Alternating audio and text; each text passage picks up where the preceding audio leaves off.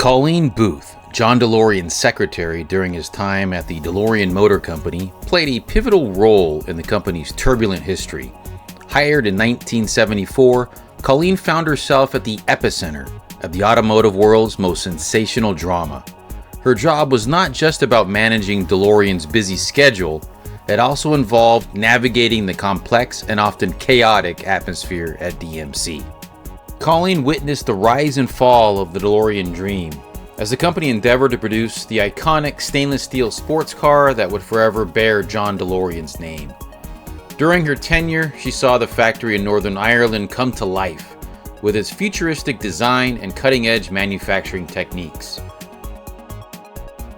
She was present when the first DMC-12 rolled off the production line, symbolizing a triumph for DeLorean and his team. However, Colleen Booth also faced the challenges and controversies that surrounded the company. From financial troubles to legal issues, DMC was frequently in the news for all the wrong reasons. Despite the chaos, Colleen remained a dedicated and loyal secretary, handling the demanding workload and maintaining her professionalism in the face of adversity. Colleen's experience at DMC reflects the roller coaster journey of the DeLorean Motor Company itself. She was not just a secretary, but an integral part of the story, witnessing both the high-flying ambitions and ultimate downfall of John DeLorean and his iconic car company. Her dedication and resilience in the face of adversity are a testament to the enduring legacy of the DeLorean motor car and the indomitable spirit of those who were part of its history.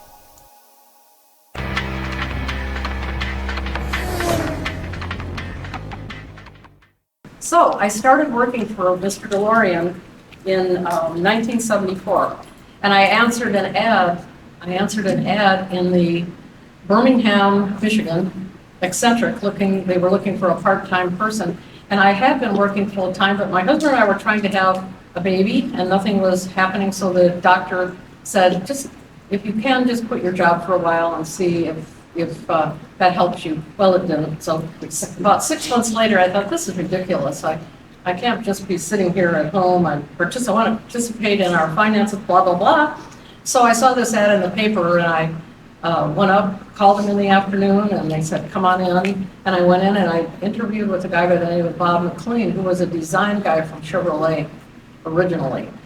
And I interviewed with him, and then he said, well, I want you to meet Mr. DeLorean, and he knows that you're here, so if you could just wait a little while. And I brought a book with me, so I said, oh, I brought a book. So I said, I'm perfectly fine. And so 2 hours later, Mr. DeLorean freed up, and I met him then and talked to him, and they hired me that evening. They called me that day and asked me to come in the next day, so I did. So it all started then. And then I was just part-time at that point, and I can't remember if it was 2 weeks or 2 months, but the woman that was his secretary told him she was pregnant and she didn't want to work anymore there. So I moved into her office. I shouldn't say office, I moved to her desk. And that's where it all started. Took dictation. I was pretty good at shorthand back in those days. I still use it, but it's not to the same extent. And typed his handwritten notes, did his appointments, travel, airport pickups. That's where I learned to drive to the airport in Detroit, was because I took him or picked him up and became more brave about doing it. I hadn't done it before. Did his itineraries, and let me tell you, his itineraries, you had to have absolutely everything on it. If someone's going to meet him, you told him the door, inside the door, out the door, on the corner, on the fourth floor, whatever. He didn't even have to think, and that's how he wanted it, because he had so much going on. He was meeting so many people, even as John Z. DeLorean Corporation, which is what it was when I first started. John Z. DeLorean Corporation, they were trying to get seed money to start the car, and that's where it all started, after he left General Motors. So, I had gotten some information from his previous secretary at GM, a wonderful, wonderful woman named Lynn Jafke. And she came in once a month and did his personal checkbook. And then after about, I think it was maybe 6 months or 5 months, whatever it was, she didn't want to come in anymore, so I took over his checkbook and did all of his bills and ultimately signed, because he was busy all the time, signed his checks for his personal bills, and off we went. So while he was we were all still working for the John Z. DeLorean Corporation in the very early time. He was also, as he left GM, he was made president of the National Association of Business. And he traveled all around the country with that. And this was their mission was to help people who were disadvantaged workers. And he was pretty good at that. He was really into helping disadvantaged people and helping people get started. But I have to say that after about a year of going around doing that, that was his main thing. His heart was back at John Z. DeLorean Corporation, trying to get things going for earning money for the company, which he was doing at the same time, but he wanted to do it 100%. So he came back. And then these three people were already there.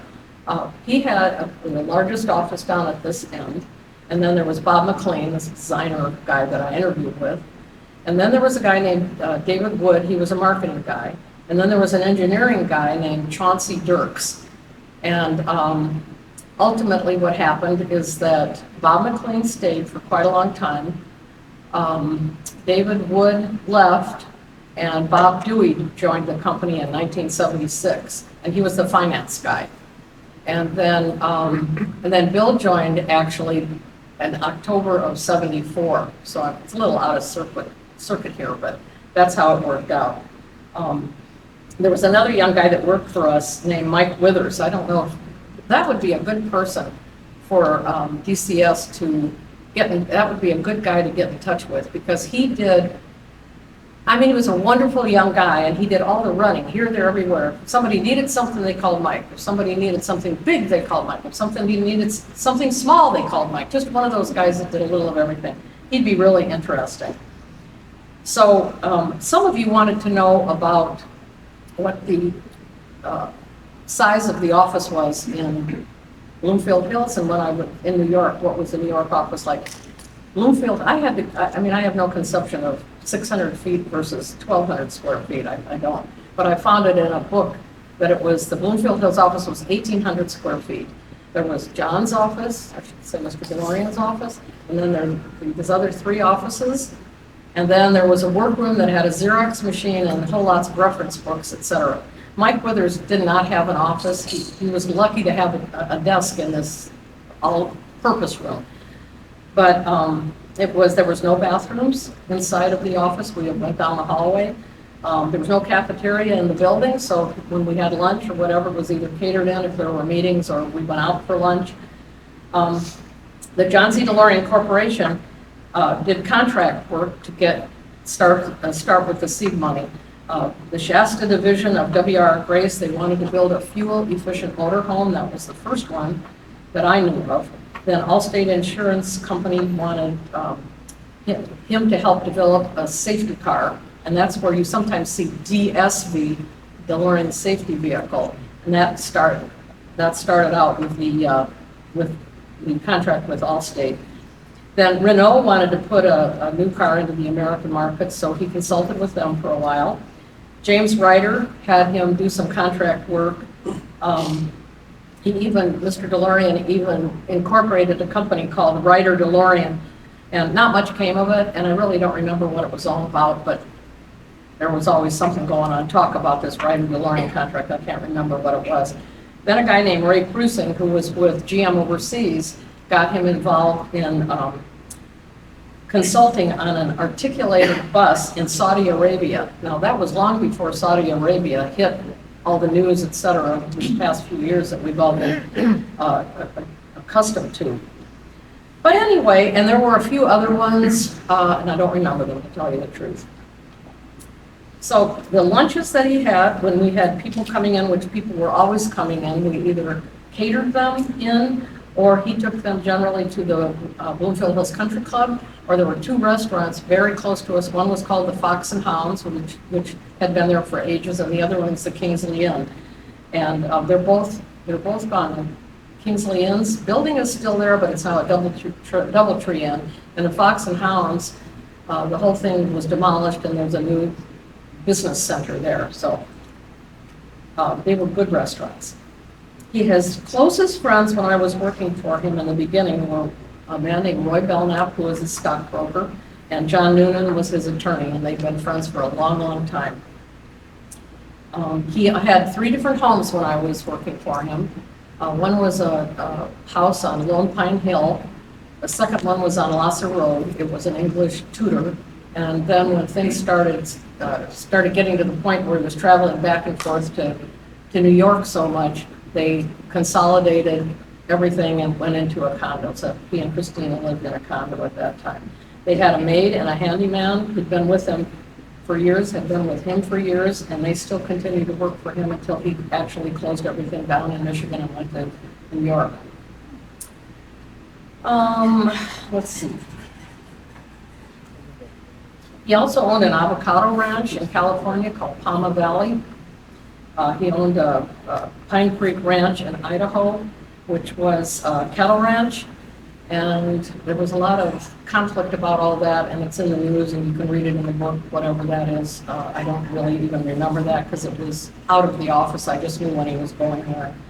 And he was in and out of Los Angeles a lot, he and Christina, because that's where her parents lived. His children, we all know that Zachary was his adopted son. He was the cutest little guy. And he would, Christina would bring him into the office periodically and bring a picnic lunch. And she and Mr. DeLorean and Zachary would put a blanket on his office floor, shut the door, and they'd have a picnic in there. And I asked, and I knew what Zachary would say, but I asked him if he remembered any of that, and he did not. He was 3 or 4, so who would at that age? But he was a cute little boy, and Mr. DeLorean was very proud of him. And then right before I started working there in '73, he married Christina. So I'm going back a little bit, but he married Christina. And it was shortly after his divorce from Kelly Harmon.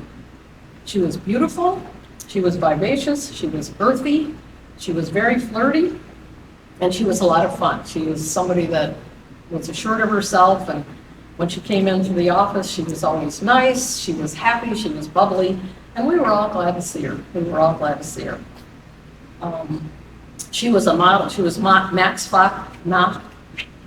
Factor's biggest model on the cover of all the different magazines and everything. She was a beauty. She had a little dog that I babysat for them a couple of times when they needed a babysitter for their dog. And I still have a table at home. It's in my living room that has the dog scratches all over it because it jumped on that table and it didn't really bother me at all. And it's there, and I think of him every time I see that. He was interviewed by a woman from People magazine. This is when People magazine was first coming out. And the woman's name was Julie Greenwald. And she came in and interviewed him, and her big deal was that she was a local Detroit person, and she wanted to get him in this magazine. And they did a real nice article, which I have not been able to find. I've tried to get it. I've called People magazine, and either they just don't want to bother about going back that far or whatever. But it was a nice article, and her big deal at the time was that People magazine was a magazine for the people, and it was going to cost 35 cents a magazine from then until into the future. Well, we all know what it costs to buy a People magazine. It's much more than that. Our office was open every day from 8 to 5. We normally didn't get off right at 5 because there was always something going on, but you still had your home life and everything, so it was all A-okay. The phones were ringing constantly, and people were calling, whether it was journalists or whether it was business people or whether it was people that just wanted to come in and give him their ideas, but constantly. I remember one phone call from an older man. His name was, I can't remember his first name right now, but he was Mr. to me, so Mr. Ramsdell was his name. The first time he ever called, I answered the phone, and he said, "Can I speak with Mr. DeLorean?" And I said, "Well, I'm sorry, he's really busy right now, so I'm not going to be able to get to him, but I can." "Well, I'm a good friend of Mr. DeLorean's, and I need to talk to him right now." And I said, "I'm sorry, he's just busy, but if you give me your number, I'll have him call you back, or I'll ask him to call you back." And he said, "Okay." And so a little while later, I went and told Mr. DeLorean that this man had called. I said, he's obviously an older gentleman, and he wants to talk to you about who knows what. And he said, oh, get him on the phone. He was just that kind of person. When he knew he was an older man and was interested in talking to him, there was no way that he would not have called him. That's just who he was, busy or not. So he called him, nothing ever came of it, although he invited him into the office, and he did come in, and he was an older man, that's for sure. He was even older than old. So we had lots of people coming in, we had lots of people calling, lots of characters. So then we moved into DMC.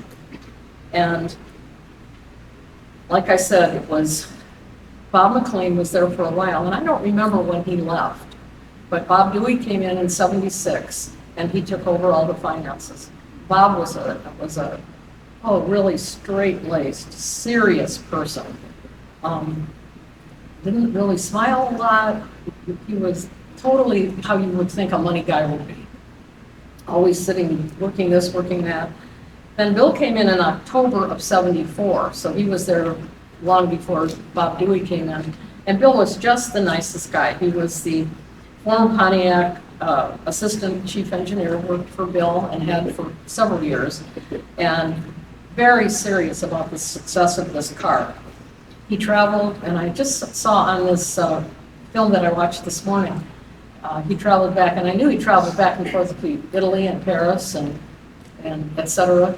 And then and he said Mr. DeLorean didn't go with him that much. I would not have remembered that. I would have thought that Mr. DeLorean did go, because he did go over, in my memory, several times to Europe to meet with whomever he needed to meet with. But I'm not going to argue with Bill about it, because he didn't.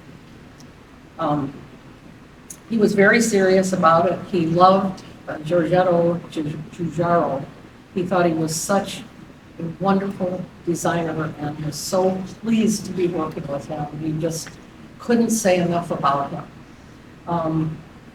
Bill was a wonderful man, husband, dad, respected JZD totally, and he didn't want to leave Pontiac. He was a Pontiac guy, a car guy, true and true. But he said if anybody could put a car company together, it would be John DeLorean. He wanted to be part of it, and he came over. And then I told you Bob Dewey started. He was very serious, very focused, almost too serious. But they got along, and we were in chaos mode all the time. Everything needed to be done quickly, fast, quick. Go here, go there, and do this. Get this guy on the phone. Everything, even with all the guys, it was everything.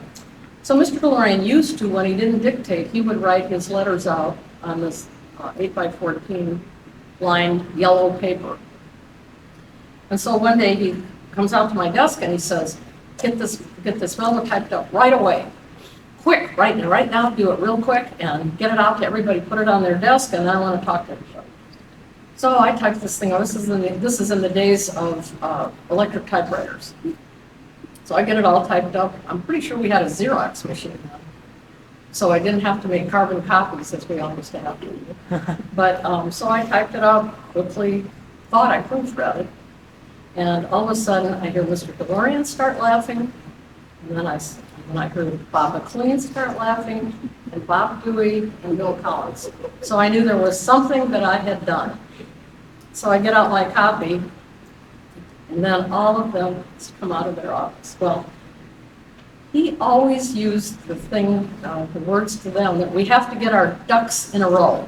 We have to get our ducks in a row. So he used it in this memo, so I typed it up. And you might think that I had a problem with the U in ducks. But it was a problem, but not what you think. I typed instead an I instead of you.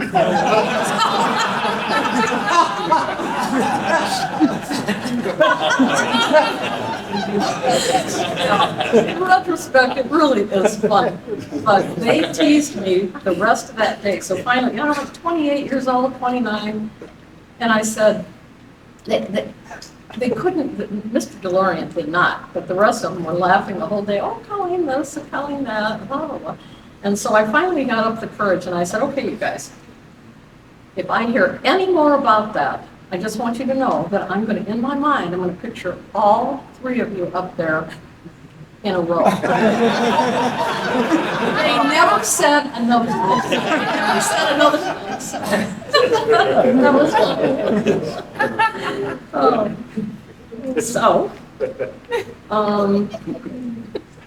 DMC was incorporated in 1975, and the car was called the DMC 12.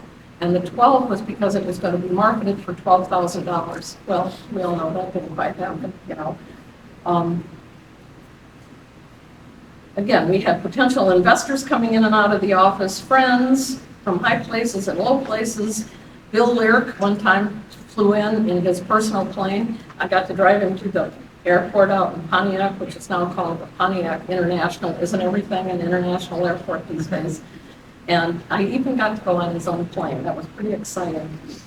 And then dealer candidates started coming in. Mr. DeLorean always had somebody go see them, but in the beginning, if they wanted to come and visit the office, we opened the office doors and we were always glad to see them. And about 1977, he and Christina moved to New York City. First, just now and then, back and forth, they had an apartment, and then they bought a place in New York City. He was meeting, in the beginning, he had a friend named Herb Siegel, who was the CEO of Chris-Craft Industries, and he had an office at his place, and that's where he went before he got the office in Park Avenue set up.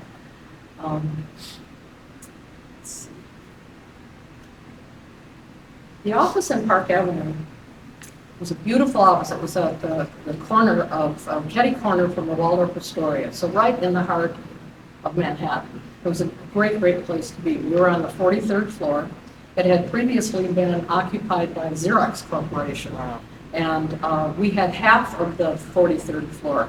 It was a quite spacious office, and as I told you, I can't really correlate 1,800 square feet to what this was, but I would say that based on 1,800 square feet in Bloomfield Hills, that this office was probably 5,000 or 6,000 square feet.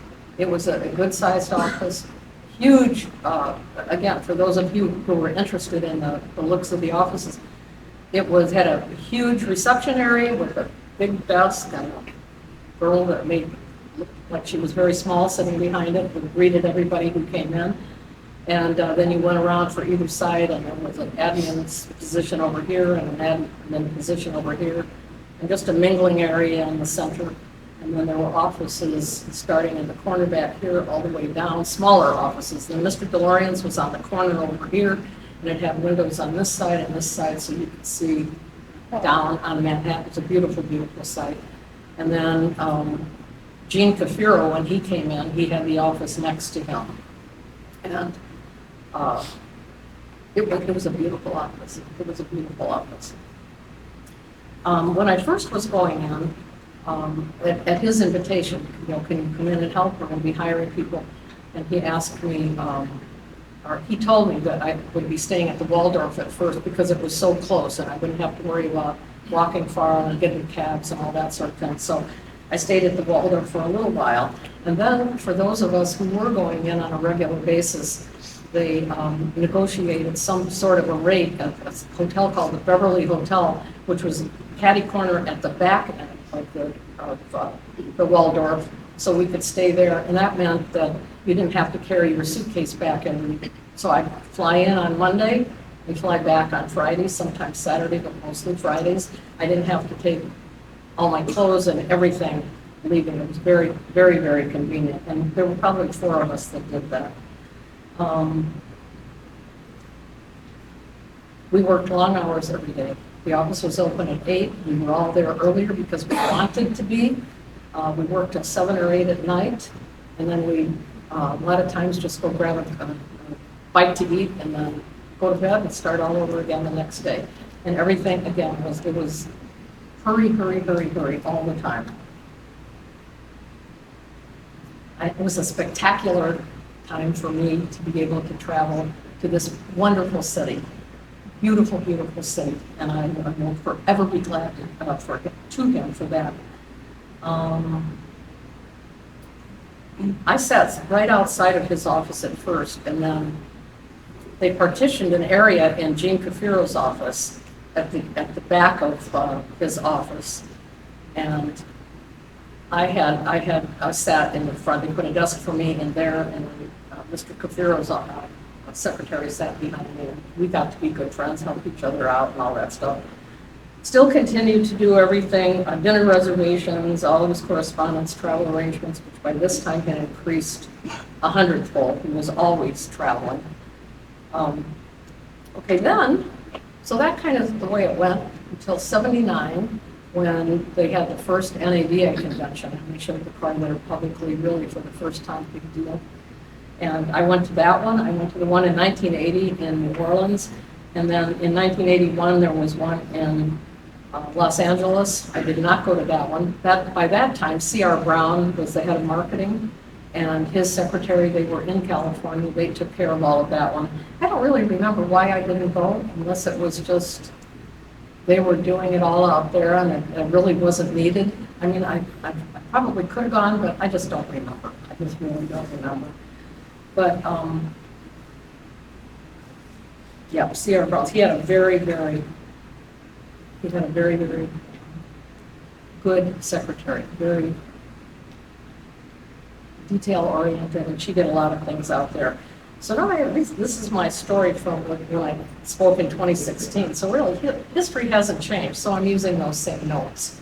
And you have to keep in mind, too, that this is from my perspective. There are a lot of people that didn't like John DeLorean, that still don't like John DeLorean. But I like John DeLorean. He's a human being. He has faults just like every single one of us. And I don't judge him on that, because in the final analysis, somebody higher up than me is going to judge him. So my brother Dan got involved, and you guys heard about that yesterday when we were in here driving him around in Las Vegas. And then he drove the car around for about 1.5 years. He trailered it to different dealerships that wanted to see the car. And then he got hired into the service and parts organization for about 5 years at DeLorean out of California. I traveled one time to Belfast. I got to meet the women who were working in the office or were going to be working, interviewed some, talked with them, really nice women. And I remember asking them one time, what do you think of when you think of America? What's your idea of America? All of them. Everybody's rich. Everybody drives a big car. Everybody lives in a big house. I said, well, it's a nice place to live. That's for sure, but it's not all like that. Not in the least. I wanted to tell you another story, but I don't have it right here. When I was working for him in New York one time, we had a wonderful relationship. Never had any words. I could rely on him. He could rely on me. Never had any words. But there was one time I couldn't get him on a plane.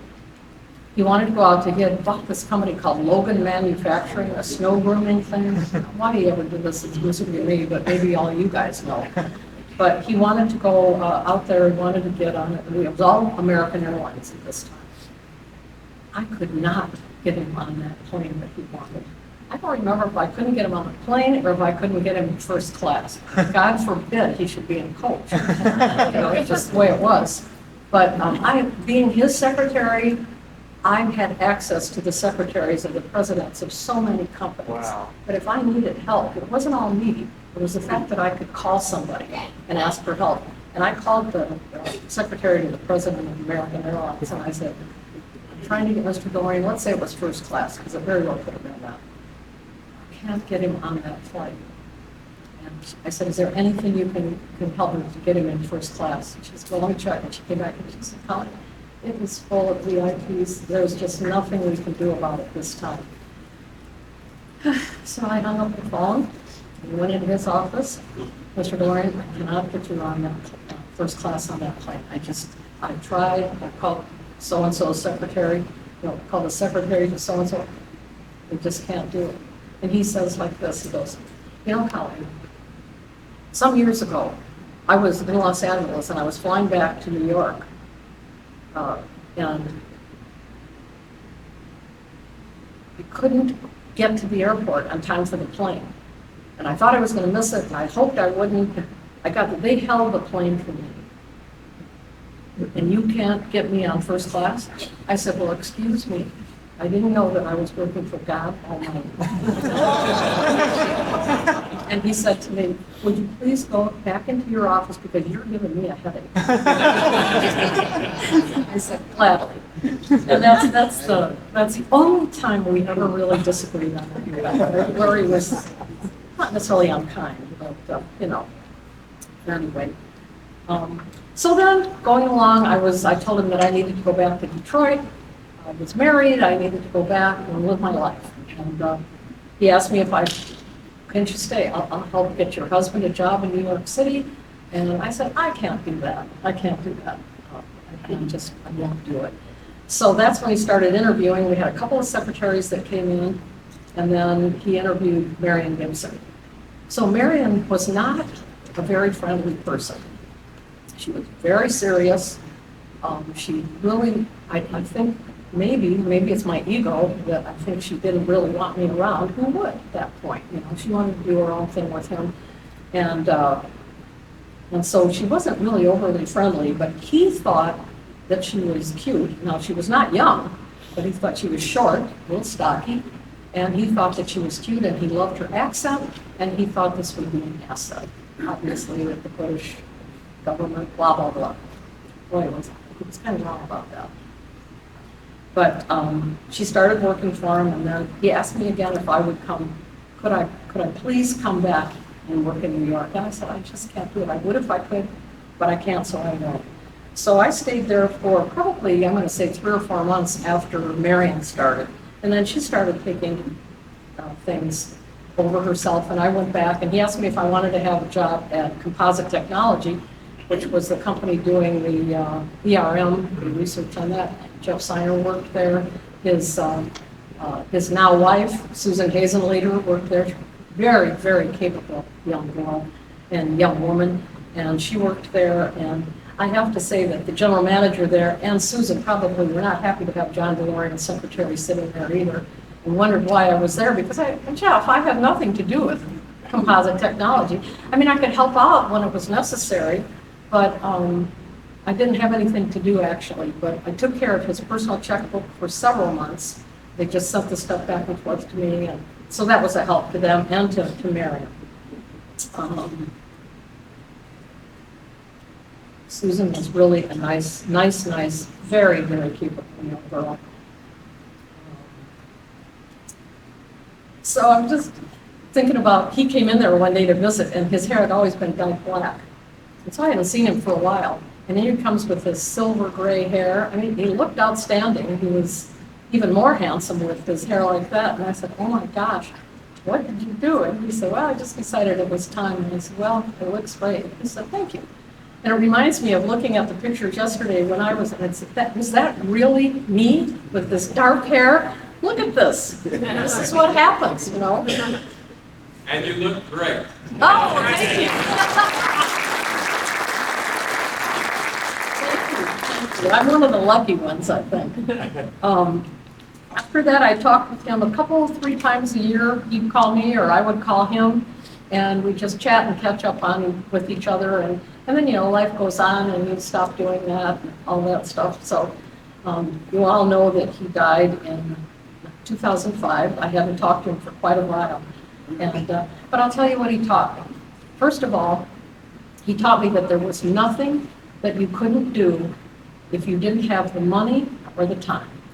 And one time in the early years, he had asked me to find a guy that he went to school with at Lawrence Institute of Technology in Detroit.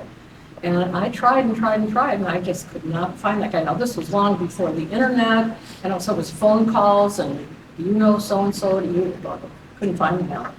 So I told him, I said, I just can't find him. So it's like 2 days later, and this is when he told me this. Yes, this is what you need. Time to do it, which I'll give you the time.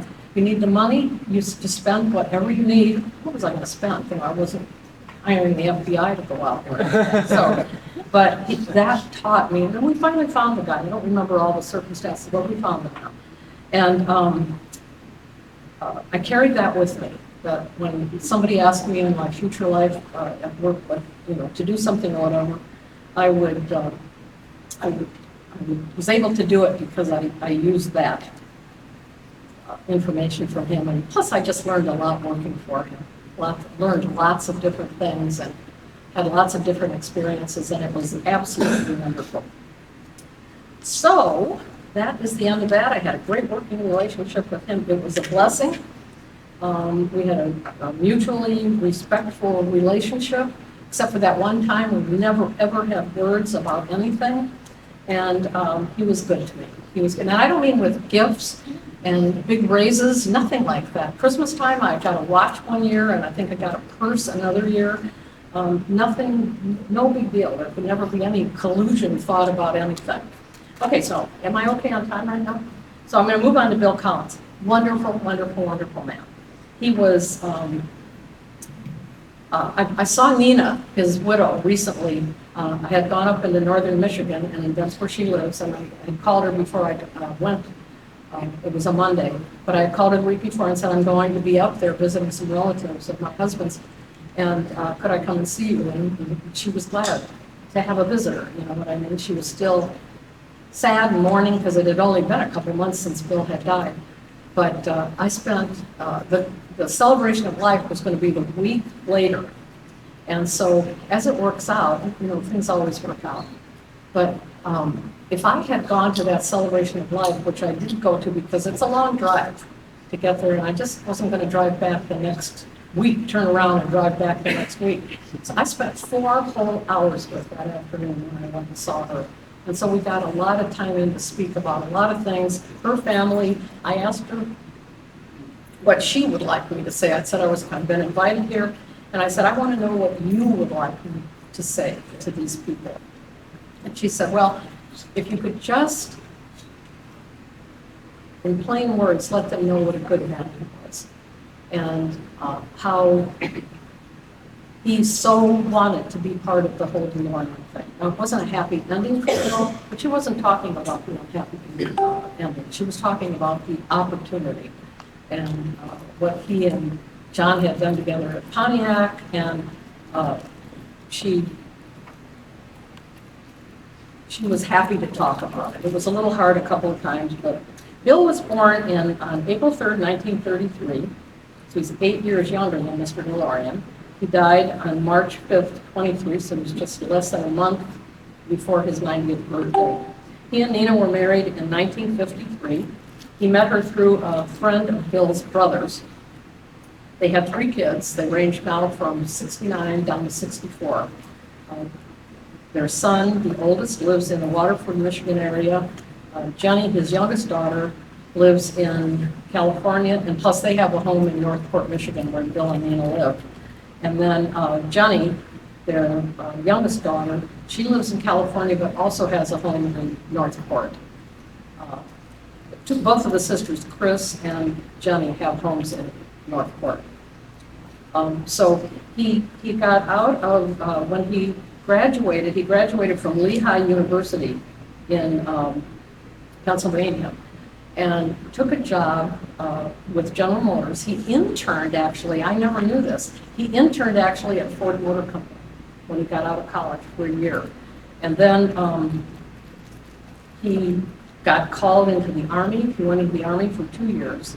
He came out of the Army, and then, well, first of all, he worked for GM. After he interned at Ford Motor Company, he worked for GM for 1 year, and then went into the Army. And then when he got out, he worked for a small company called Yale Town, and they manufactured door closers. Very uninteresting bill. So he left shortly after that, didn't stay there a long time. Then he went to Pontiac, went back to GM, went to Pontiac, and he ultimately worked himself up to assistant chief engineer at Pontiac, much of the time right along with Mr. DeLorean. In 1960, he became a member of GM's Advanced Engineering Group, and he was known among many people as the father of the GTO, because one time he was having he was in a meeting as a member of this team. He was in a meeting with the head of Pontiac's experimental design group, and they were looking at a vehicle, I don't remember what it was, that had a 326 in the space where everything goes, for lack of a better thing to say. And he just commented, he said, you know, the new 389, which is a really hot engine, could go into that same space. And a man by the name of Russ G. was the head of their experimental department. And he said, that's a good idea, let's take a look at it, let's do a prototype. Within a week, they had a prototype of it, and that was the beginning of the GTO. So of course, Mr. DeLorean was the chief engineer, Bill was the assistant chief engineer, but it was his idea that could go. And there are 4 cars that are engineered by Bill from the ground up. One was the Banshee, I don't even know what that is, but you guys will. One was the 1977 GM B body, then the DMC-12, and the Vixen 21. So he was also instrumental in development of the Firebird and the Grand Am. Nina told me that every year when he was at Pontiac, Bill and Nina and the kids, every single year when they had the new cars come out, remember how it was a secret all the time back in the old days where cars would come into the dealership and they'd be all covered. You didn't get to see them till a certain day, and everybody, I was from a very small town, but everybody was at the Chevy dealership waiting to see what the cars were going to look like. And she said every year they and the kids went and stood at the top, the walkover at the Pontiac building in Pontiac, Michigan, and they all watched that every single year. That was a big thing in their life. I said Bill started in the fall of '74. He left in 1979. He went to AMC for a year after that, and then he founded Vixen Motor Company. Nina designed the interior, and Jenny, who was studying art at the Massachusetts College of Industrial Design, was very much into art and artistic things, as was Nina. And she actually did work that her mom wanted on the interior, and she actually named it Vixen. And I don't know how she named it that, but the 21, it was called a Vixen 21, was that it was 21 feet high and could fit into a garage.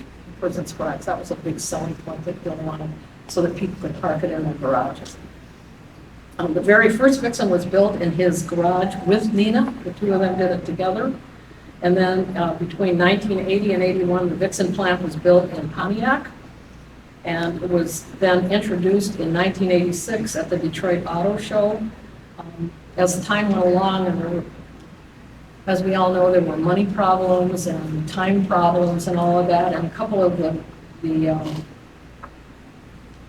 executives at Vixen wanted him to have a couple different models, like an XC and an SE is what they called them. It was too much at the time. Bill did not want to do that.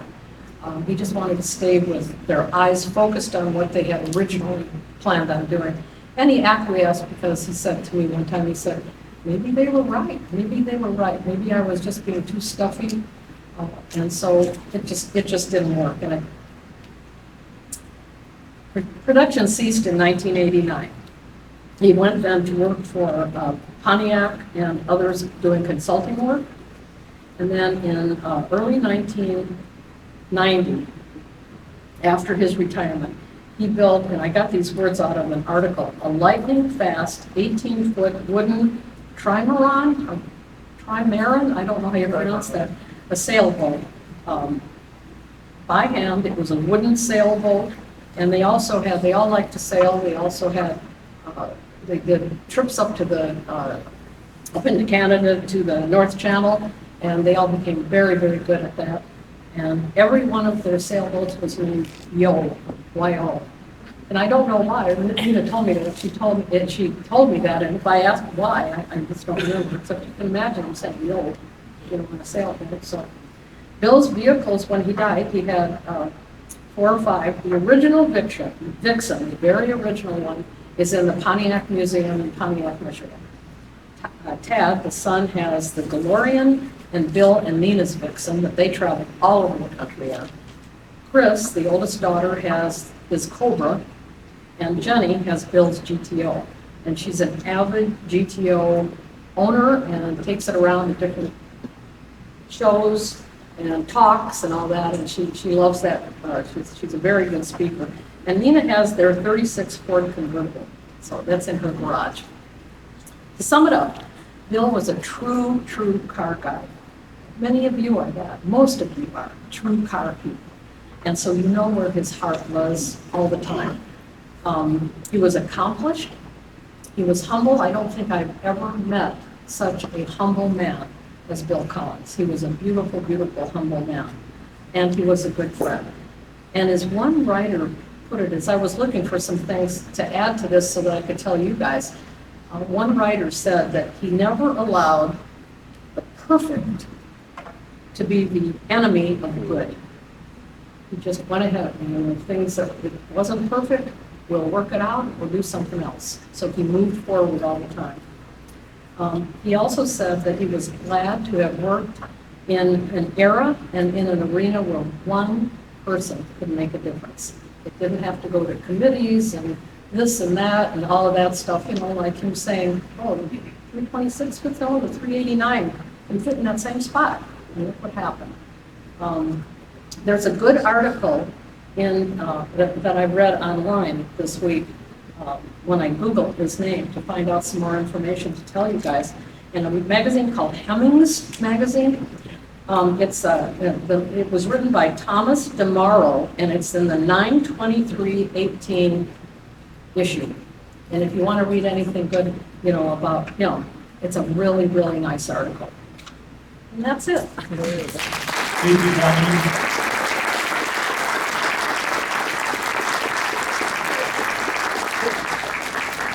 Did I talk too long? No, you did really well. You still have a few minutes for questions. If That's somebody what I was has trying to make. a question, we'll run around with the microphone, make sure everybody hears it. What year did you start working for him, and what year did you finish? 74 till the very end of Christmas time, 1981. 74, so 8 years. How long did it take you to be able to decipher his handwriting when you started? It was all kind of straight up and down, but it really didn't take long. It didn't take long at all. Did you ever have to take, because I have a memo, it went through the chain, it was sent back, and then, John, what did you say, what did you mean, and then he had to rewrite it. Well, I had to go in and ask him once in a while what something was, because I wasn't I wasn't part of it. I was a farm girl from Southern Illinois. I didn't know anything about cars, and so when he used a word that I just didn't know, I had to go in. He was always good about it. Oh, no problems. Thank you so much for your presentation, just You're wonderful. As a collector, and I know a lot of DeLorean drivers are collectors, is it reasonable to say that if they're on eBay, if there's a John DeLorean signed check, that's actually a Colleen Booth signed check? No, this would only be from, well, I signed his personal checks for a period of time. And then when the DeLorean Sports Car Partnership went into effect, when they were signing up dealers, for a while, I signed that because he was out of the office, and so was Bob Dewey. And when I was invited by the grand jury, I had to go and speak before the grand jury when he was getting indicted. One of the real smart aleck young guys said to me, Mrs. O'Neill, can you honestly tell us that you didn't know what was going on when you signed those checks? I said, well, I knew there was an electric bill that had to be paid, and there was a travel bill that had to be paid, and those are the kinds of things that I paid, and I wasn't looking for anything. I mean, if I was maybe a Marion Gibson, like Besser Hart, Gibson, I would have been looking for something, but I was not. And we were busy. We were so busy all the time that I don't think I ever saw anything that made me think, oh, I shouldn't sign this, I had talked to his attorney and said, what do you think about this? I talked to Bill. Bill said, Colleen, it's okay. It's okay. That was good enough for me. So I guess quick follow-up, we'll be able to get it done. Like, John, I can do your exact signature. No, never even tried to. I think it was not possible to do his signature. It just wasn't. Nope. Do you know how he met Tom Kimmerly? How he met Tom Kilmerly? How they met? They met in the bathroom on 100 West Long Lake Road at the urinals. It's not too glorious, but they started talking, and Kimberly's office was just around the corner from ours. And I went into that building, 100 West Long Lake Road, before I came here, so I could see what it looked like still. And it's very, very, very much changed. I wanted to see this 1,800 square feet that I didn't know about. I wanted to get some insight into that, just so you guys would know, because I know a couple people asked. And it's very changed, very changed. And nobody there knew anything about what it used to be. So, yeah, but that's how he met Kimberly. They got to be great friends. Mr. DeLorean relied on him for a lot of different things. He had a couple of females that worked for him. One was an accountant, one was his office manager, and they worked for Tom Kimmerly for a long, long time. And not that he relied on them, but they helped him get to Tom Kimmerly when he needed to if he wasn't around. But they became very good friends and business associates. Anything else? So, Okay. do you know how he met Roy Nesset? And did Roy No. ever come into the office? Did you He ever did come into the, Roy, he's asked about Roy Nesset. Did I know how he met him or anything? I know he was a car dealer in, I think, Wichita or somewhere. I did not know him or where he came from. He was in the office quite often, in and out. Rushing into Mr. DeLorean's office. DeLorean always saw him, always talked to him. I did not know where he came from, what he was doing. It was a total mystery to our office who this man was. So I can't really comment on any of that, except he was a different kind of character. Okay, thank you very much, Colleen. Good morning. Good morning. Good morning. I'm very glad to be here and glad to see all of you, and I've met some of you. Very glad to have met you. And we invited I should say, when Rich and Matt contacted me, they asked me about my brother, whom they knew had worked for Mr. DeLorean in the early years, and not as early as my years, but he agreed to do this, and he's happy to do it. He couldn't fly here today, so we're doing it by Zoom. So Dan is my brother. He is my baby brother, and I remind him of that often. And I'm much smarter than he is, but he doesn't believe that, but it is true. It is true. So the way he got involved was the DeLorean car was first publicly shown en masse at the NADA convention in Las Vegas in 1979. And I forget the details of what happened, but we had a driver that was available to run errands, to do this, to do that, to pick up people at the airport that Mr. DeLorean wanted to have picked up or that anybody wanted to have picked up. And for some reason, the driver wasn't there. So Mr. DeLorean said to me, so what are we gonna do about this? Do you know anybody? And I said, well, I have a brother who's out of work at the moment, and he could fly in here from San Diego and take over that job. He's a good driver, he's a good kid, blah, blah, blah. So Dan flew in, and he did all these runs back and forth to the airport, and then he started, after the NADA convention was over, Mr. DeLorean offered him a job, and I'll let him tell you about that. But he was about 26 years old when all this was happening, so he was green and young and happy to do this. I started it in '74, and I won't go into my stuff right now, but I started in '74. He came in about 1979 at that NADA convention.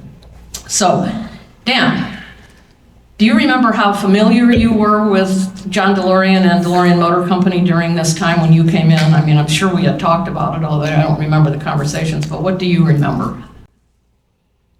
So I knew you worked for the DeLorean Motor Company back at the time you took out, didn't really know what that meant and pay much attention.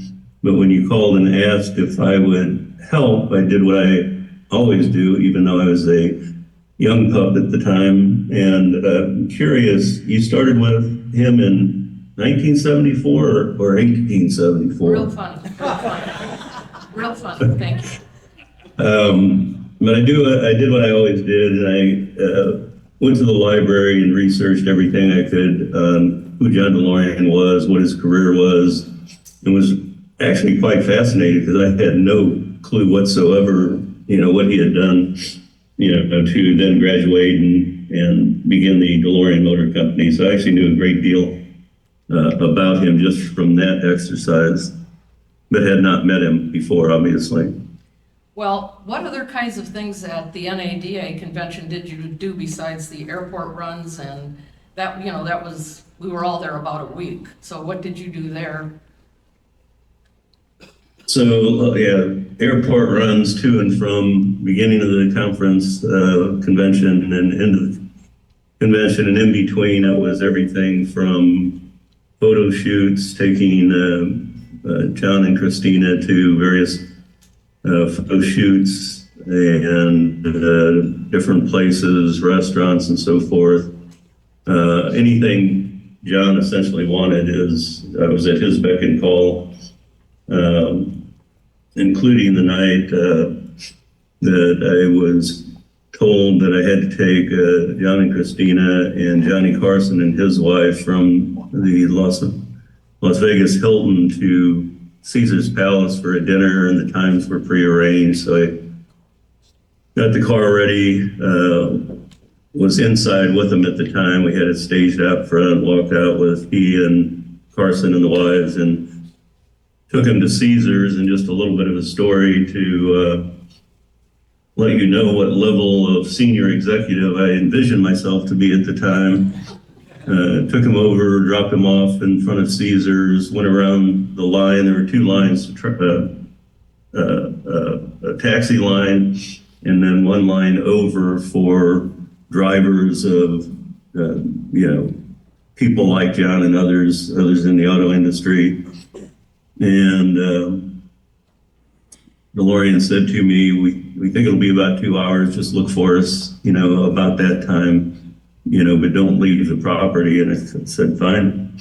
So I went over and parked in the line and, talked to the various drivers out there, just killing time. And I saw the show break right about the 2 hours time. And for anybody who's been to Las Vegas, when a show breaks out, there's no break in line. You start in a taxi line and you cannot break the line. They don't care who you are.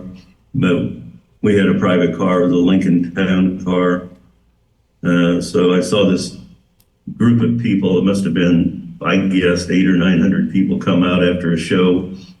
And right after that came DeLorean, because he was tall, and Johnny Carson, recognizable.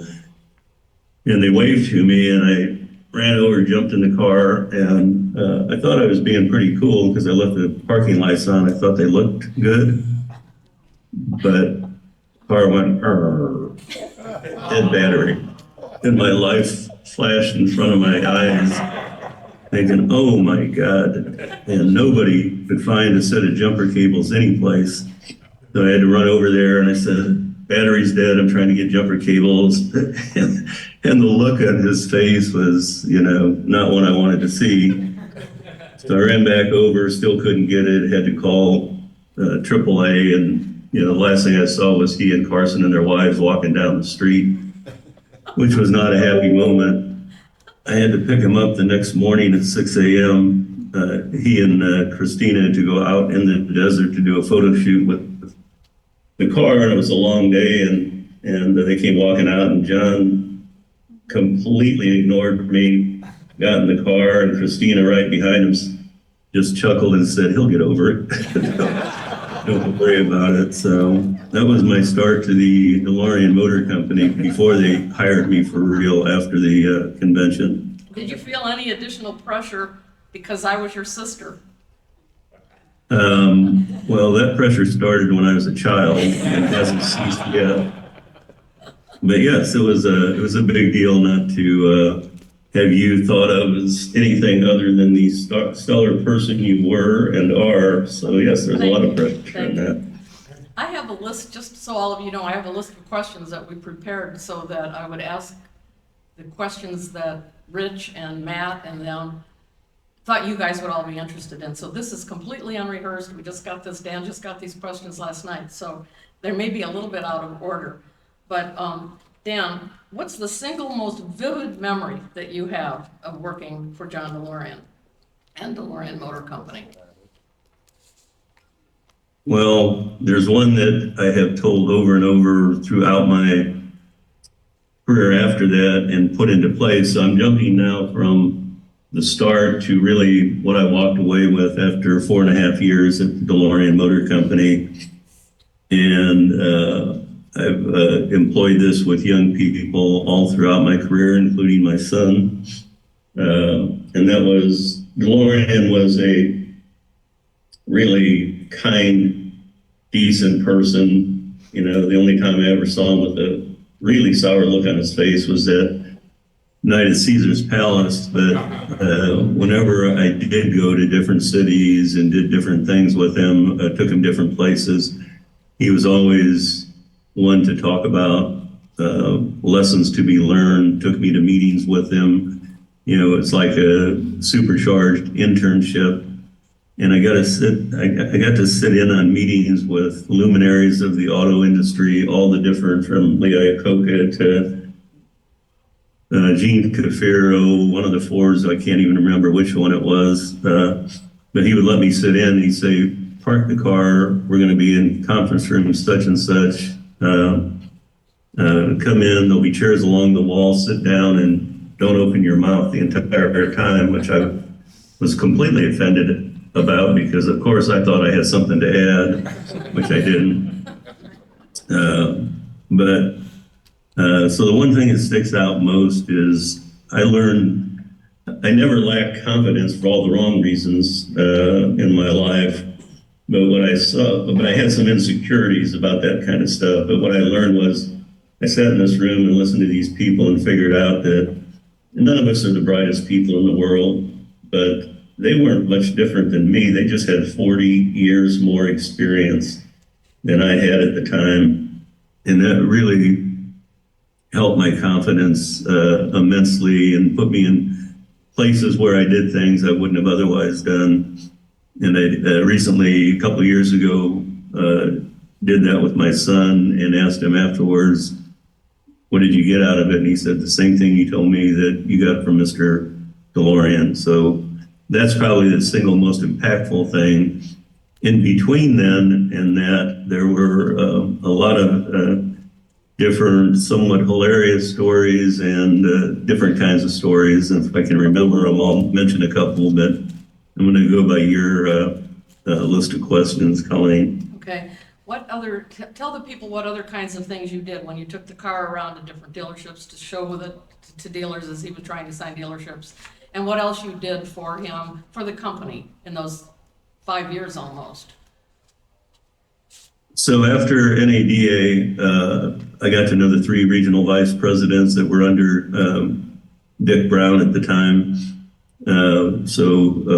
East, West, and Central, and each one of them at the end of NADA said we would hire you in a heartbeat. I always had a great work ethic and maintained that all my life, but they said they would hire me. And then Dick Brown had asked me to visit him at the office in Garden Grove in California after we got back, and we sat and chatted.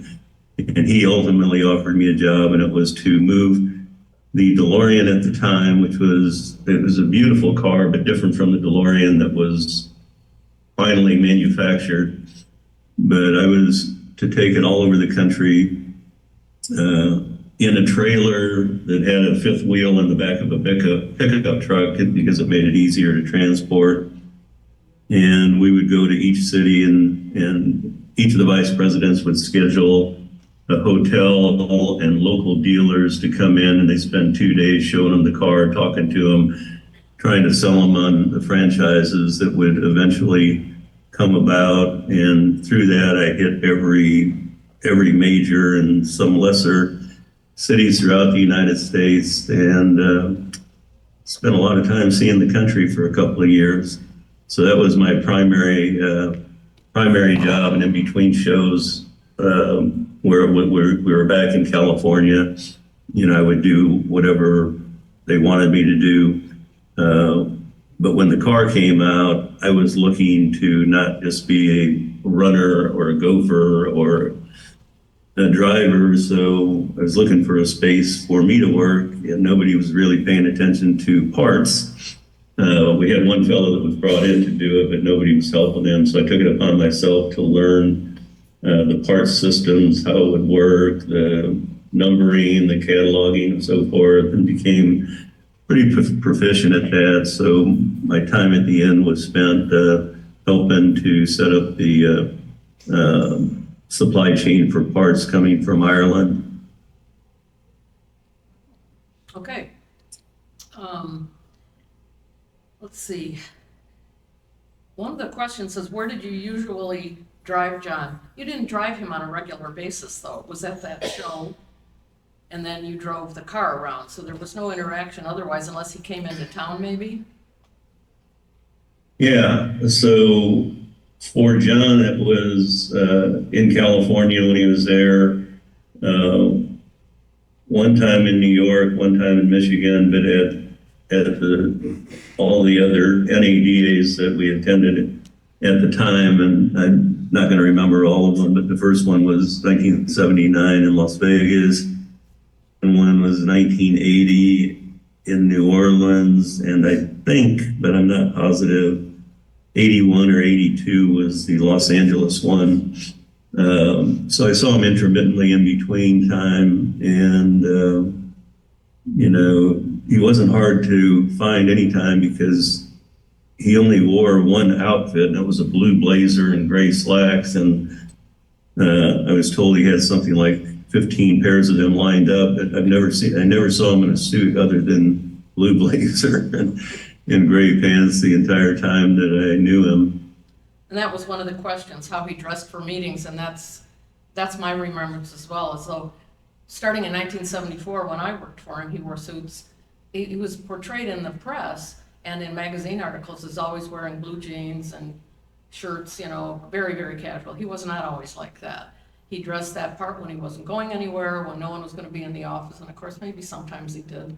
But in general, he wore a suit and tie, and whenever he was around the Detroit area doing anything, he wore a suit.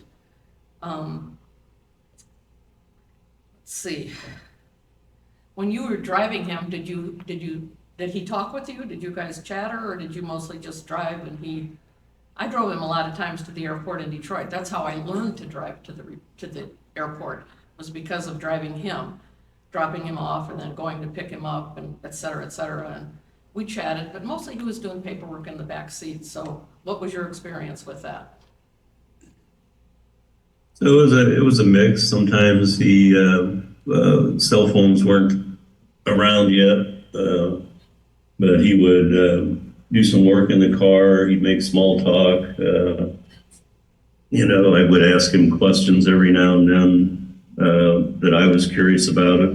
As long as I knew that I wasn't distracting him. But I can't stress enough the kindness with which he treated me, except that one glaring look at Caesar's Palace seared in my brain. But he was just a nice, decent, unassuming guy. From my perspective, if you were in the room as a automobile executive, I imagine he was rather intimidating. But that was my experience with him. Yeah, my experience too is just a very kind man. We had a great relationship. It was a working relationship, a mutual respect, which I have appreciated ever since then. And after having left at the end of 1981, I took so much of what I learned there, and I think Dan did too, into the rest of my life and into my career. So, Dan, you have a couple of interesting stories to tell, and I think these people would enjoy a couple of the things that you have to say there's one about the car and was it unlocking something or doing whatever, but then you have some joyful ones, funny ones. Let me see if I can remember them, but the one that you're talking about, the car. So eventually, the car that was delivered to the United States, and I'm assuming most of you know it since you're Owners, Pardon me? owners and Oh, aficionados. yes. Yeah. Well, and yeah, I've looked backwards, but the car that we sold to the dealership group was not the car that was delivered. The car that was shown was had different lines to it. A very sharp car. It was a mid-engine car, and I thought it was beautiful. When the factory opened in Ireland, and I remember it was a South African that was in charge of it. So that changed a little bit, and the lines became, it's still a good car, but the lines became a little more rounded out, and it became a rear engine car, which I'm assuming you all know, with a PRV engine, which was an engine joint venture between Peugeot, Renault, and Volvo, and that was the engine they chose for the car.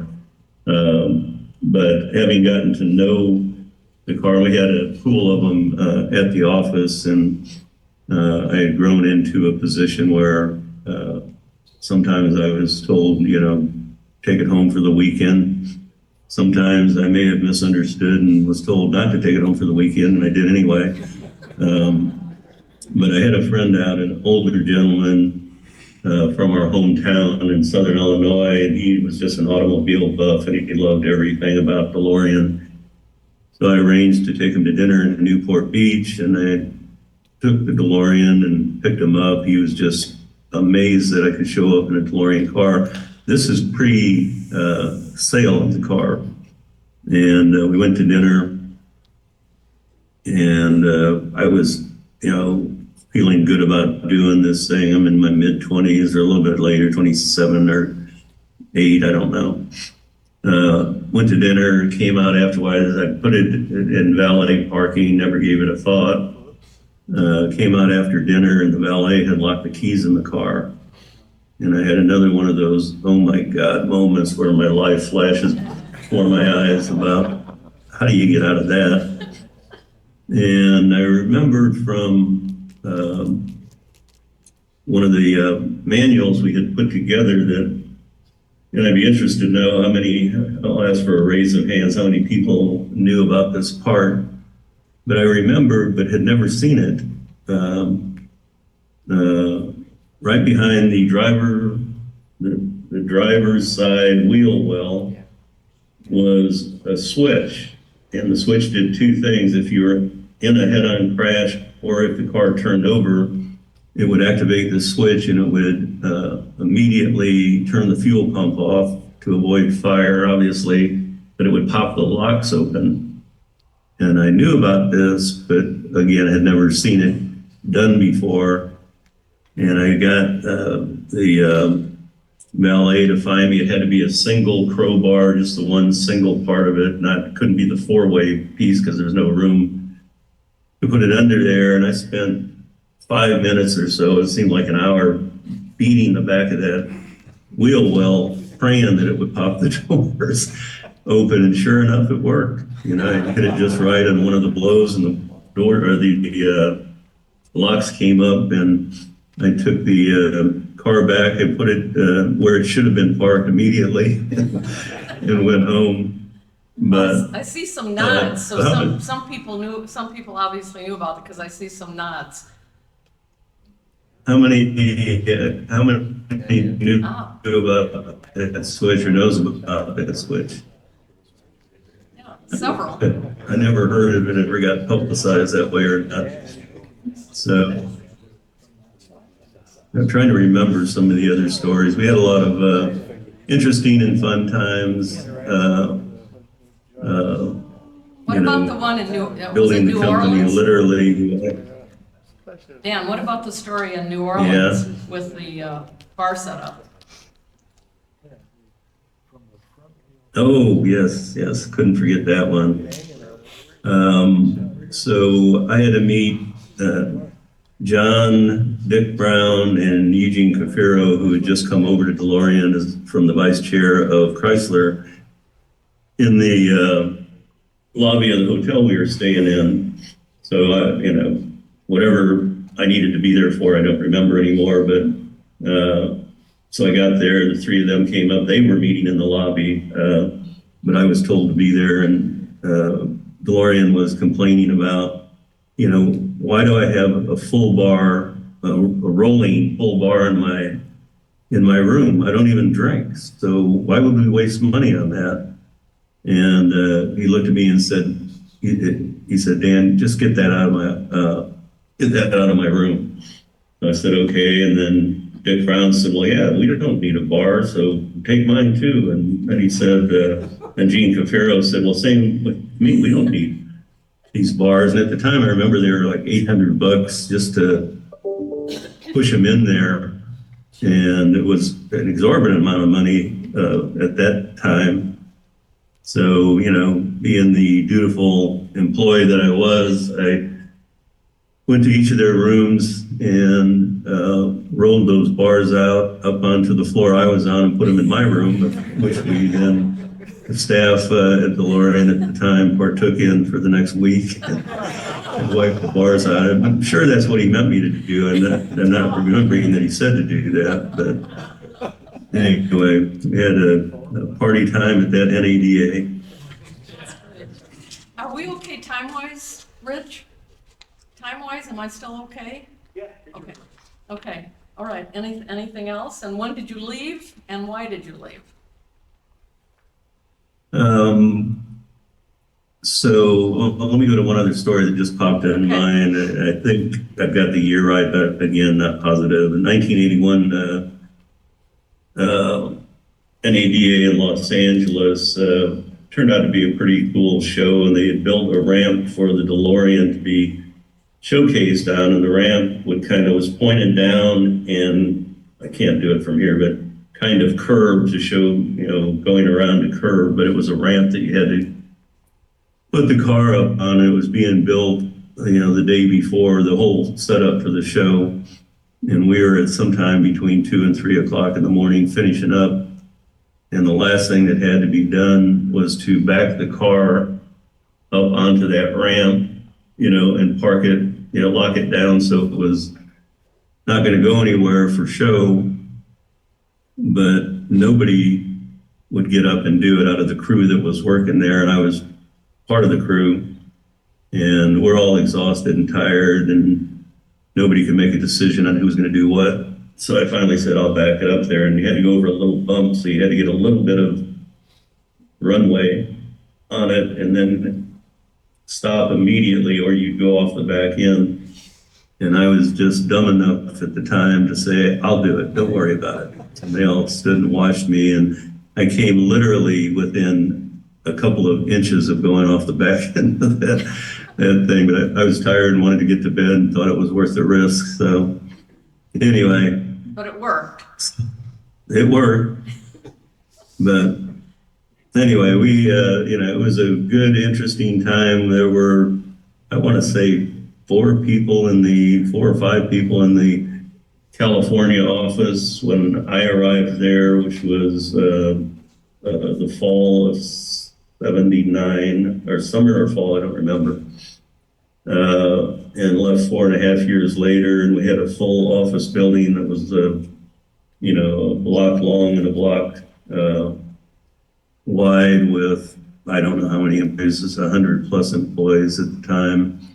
So it was an interesting growth experience and an interesting experience as a young man to be able to see how that all came together and took off, and the hiring processes and so forth. So really, all in all, for me, it was a really good experience. And then I ended up leaving when things were not going well. The car that was delivered, we had to get a site about 5 miles from our office to kind of help rebuild parts of it that weren't well built in Ireland, and but things weren't going well, and it looked like the company was not going to make it. That's when I finally decided I had to go. One other experience during that time. So all the cars that were brought in to the port were then delivered to a large site in Santa Ana. where there was already some service bays on it. And we had those cars stacked up everywhere. And Bank of America wanted they wanted to account for every car, but a couple of them had been handed out to one to Johnny Carson and one to Sammy Davis Jr. and myself and another fellow that worked there had to go up and literally take the cars away from them. And the instructions were, don't tell them you're not bringing them back. Just go up and tell them there's a glitch in the cars. And Johnny Carson didn't care one bit. And Sammy Davis Jr. kept grilling me on you're taking it away. I don't want it to be taken away. No, Mr. Davis, we're just going to tighten things up a bit for you. But things were not going well at the end. Mitsubishi had just come into the United States. Some people I knew had gone over there and said that they, had an opening that would suit me fine. And I ended up just as a job protection thing, having to leave. And John was in California at that time, and I asked to see him, and he made time, and I went into the conference room and thanked him for the job, all the experiences and so forth. And he wanted to know, why do you think you need to leave? And I told him and so forth. And, he said something to the effect that he was disappointed, but he understood. He'd been in his own positions early on in his career, and you have to do what you have to do. So he was just as gracious, upon leaving as he was in all the other times that I dealt with him. And I went to work for Mitsubishi, who was coming into the United States later that year, but setting up their company at the time. Got it. Well, we're going to switch over to a Q&A, but I just want to say to everybody here, I've always been proud of my brother. And at that time of life, where I was obviously visible to Mr. DeLorean, proud to have my brother come into NADA and help us out. And it just grew from there, my admiration for him and his work ethic. And it just worked out perfectly, and he's been one of my idols for the rest of my life. So I love you, Dan. Now we're gonna do some Q&A, okay? If anyone has any questions they wanna ask of him. If you have any questions, come up over here so Dan can see you. He's looking in on the webcam over here. So if you just want to stand up and talk, and we'll try not to get feedback to the speaker. Hey Dan, I'm imagining you being 20, mid-20s, something like that. You're driving around a supermodel, #1 television star in the US, John DeLorean, all these other people. What are you telling your friends during this time? I mean, they have to just think you have the most incredible job in the world, right? Well, what's that like? So with my mindset at the time, I was pretty sure that they were the lucky ones, not me. But nobody bought into that. It was a pretty heady time, but I was just a young gopher for the company. But again, people thought it was cool. I thought it was cool enough, but it was so familiar to me, I didn't really clearly have the impact in mind until years later, actually. But it was an interesting time, and I got to meet a lot of interesting people.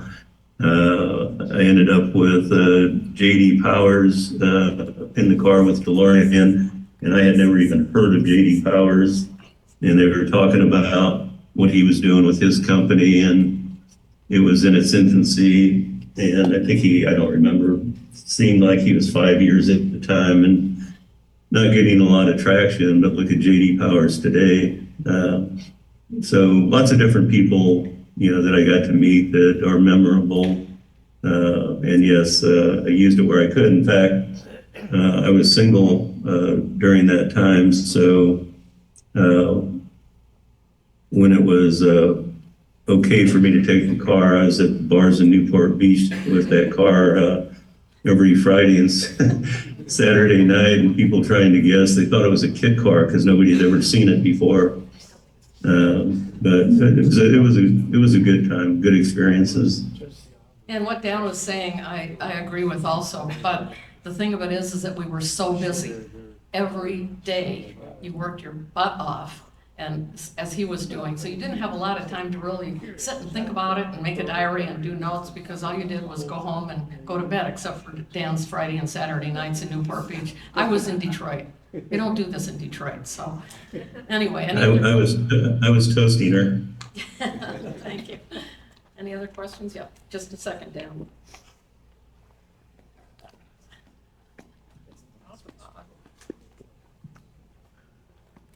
Hey, buddy.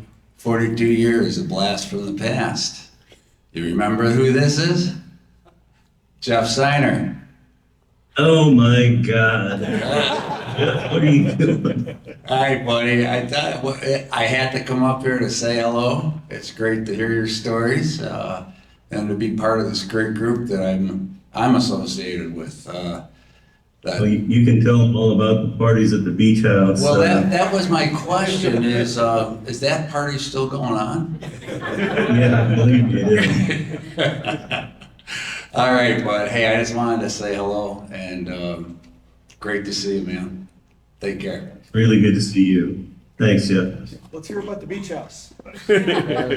We worked hard, but we also partied hard. You stand. Okay, Dan, another one coming up. Sorry. Just a quick question. The car that you've used, you were taking out all the time. Which car was that? Was it one of the production cars or was it still that proto car? Production car pre-dealership sales.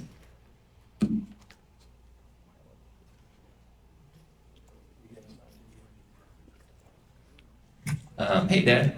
I know that, and this question goes to both of you guys.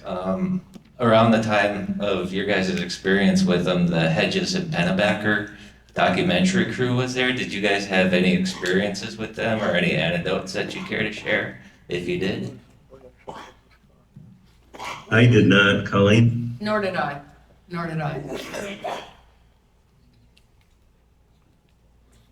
I will tell you one other. I'll wait till after this next question. Yeah, just follow up on that. I have VIN 808, which was William Charles's car. And I was just wondering if that was ever used when you were doing that, because that's what they have told me my car was brought in for. William Charles, the sales director guy, whatever he was. So Bill Charles, I think Jeff worked for Bill, and he was head of service. He put the service program together and run a lot of good guys like Jeff in from Detroit. But I wouldn't remember the number of his car, but I certainly remember Bill. Lost track of him many years ago, so not sure what happened to him. I've actually tried to look him up on the internet and can't find him going back a handful of years. So I will tell you one other story that I think is interesting. So I do a lot of philanthropic work in San Diego, both on homelessness and feeding people. And about a year ago, a friend of mine introduced me to a couple of people in Los Angeles that's engaged on the homeless side. And initially and primarily it was Pam Dauber who I met. Anybody recognize Pam Dauber's name? So she was Mindy on Mork and Mindy, and she married Mark Harmon from NCIS, and they invited us up to talk about what they are doing in Los Angeles with regard to veterans housing and another program we worked with them on, and ended up going to dinner with them that night, and both engaging people. And the foremost thing on Mark's mind was he wanted to know about John DeLorean. And I found that curious for a moment until I remembered. He said, "Do you remember that he was married to my sister?" And I said, "I did not remember that until right when you asked the question." So he was very interested in what kind of a guy DeLorean was, and because of the connection with the sister, who was probably, 100 years younger than John at the time, whatever age she was. But I asked him, "Well, what do you think of him?" And he said, I didn't like him at all. And I said, why is that? And he said, well, it was just my older sister and she was too young for him and so forth. He said, but, you know, I acted out a little bit. And I said, well, how did you act out? And he said he was 15 or 16 at the time. He said every time DeLorean would send his sisters flowers, they would go in the main hallway of their home and he'd take his BB gun out there and smack it until the base broke and then run off. And that was his way of acting out against John. So, funny connections. Yeah.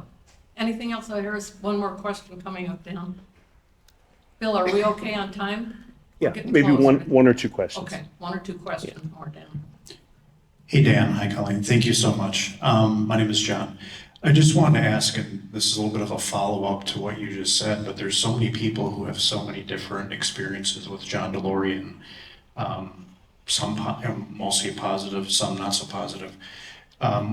With all the documentaries that have come out, can you, I guess this is for both of you, but can you speak to something where the documentaries have really gotten correct? Is there something about John DeLorean that they have captured like really, really well? And conversely to that, are there things that have left you frustrated about the documentaries that you feel has not encapsulated what you know about him? Thank you.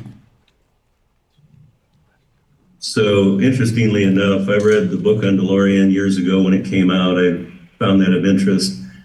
I have not watched anything on film about John, and frankly, because of the work I do, it goes on night and day. I just don't do much TV time, and I've always thought I wanted to go back and look at them, but I have not yet. I do plan on doing it at some point, but Colleen, have you seen them?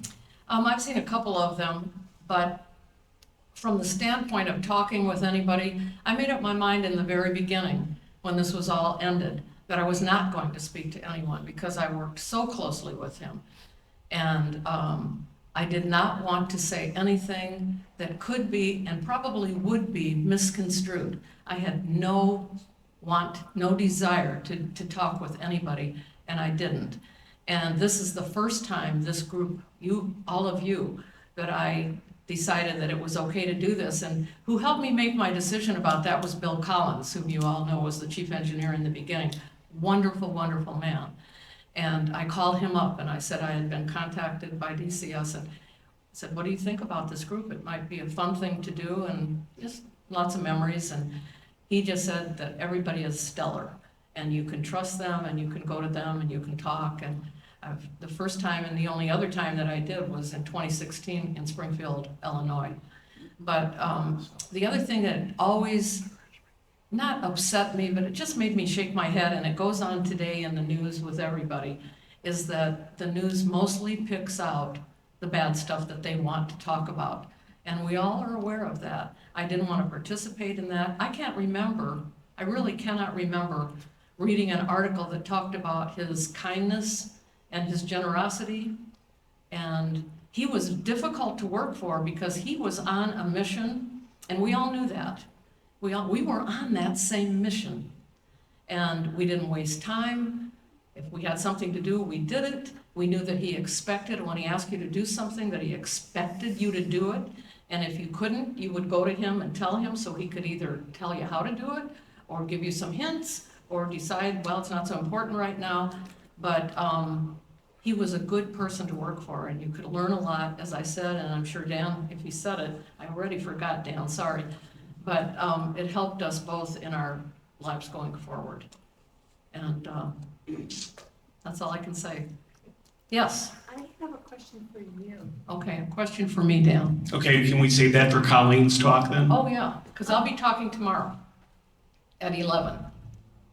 Okay? Okay, we got time for one more question, if we have one more. Yeah. Oh. Go ahead, Kurt. Dan, in the early days when you were taking the prototype around for the dealer meetings to try and get the franchises and stuff set up, what kind of reliability, or did you run into problems with the prototype, taking it in and out and moving it around or anything else, or was it a pretty reliable automobile? Even later cars. So the prototype didn't get driven very much. It was, I mean, if I drove it around the block, which I probably did, that would have been the extent of it. But it was a custom-built trailer with a fifth wheel that goes into the back of a pickup truck, and it was very compact and efficient. It would roll off easily. It would go back up easily. It was built specifically for that car, so we would get it up to, or I would get it up to, the shows that we did weren't at dealerships. They were at hotels in every city we went to, bringing dealers in. So it would be driven, say, from the loading dock at the hotel into whatever room it was going in, but that was as far as it would ever go. So reliable from that point of view, but I don't know how reliable it would have been trying to drive it any further than that. Does that answer the question? Yeah. You weren't by any chance involved in the commercial, were you, where they showed the car driving up the West Coast Highway and all that kind of stuff? That was the prototype, right? You know what It was. Yeah. You're right. I was involved in some of them. You know, a couple of interesting places. I think they hired me because, you know, I had a mental health issue at the time, but I would do things that others wouldn't. We did a photo shoot at Dana Point one time, and we did lots of them out in the desert. So it did actually drive. I had not even thought about it. I had to drive a little bit further. But in Dana Point, I had to drive it down a set of stairs and then make a complete left turn at a restaurant on a bluff and drive it down the next set of stairs. Nobody should have been doing that. And we did it before the restaurant opened one morning without permission. And then they go out there and take all the photos and so forth. But completely forgot. A lot of photos of that car. And it did go a little bit further than just around the block, but not much further. Okay, are we okay now? Okay, Dan, that's about it. Thank you so much for taking this time. I wish you could have been. Thanks again, Dan.